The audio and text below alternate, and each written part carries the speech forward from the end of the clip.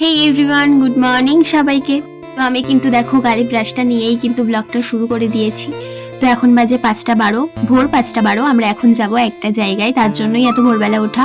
তো চলো রেডি সেডি হয়নি, তারপর তোমাদেরকে দেখাচ্ছি। তো আমি কিন্তু একা যাব না, আমার সাথে যাবে আমার মা। তো আমরা যেই কথা সেই কাজ, আমরা কিন্তু রেডি সেডি হয়ে বেরিয়ে পড়লাম।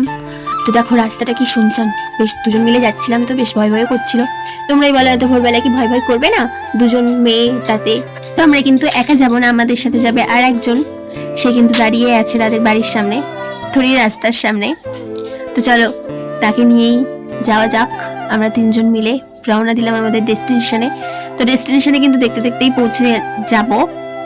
তো দেখো ডেস্টিনেশনে কিন্তু দেখতে দেখতে পৌঁছে গেলামও।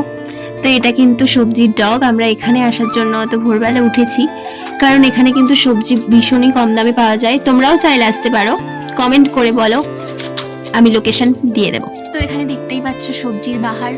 তো মা কিনতে থাকুক, তোমাদেরকে আর কষ্ট করে আমার ব্লগটা আর দেখতে হবে না। তো এখানেই আজকে টাটা।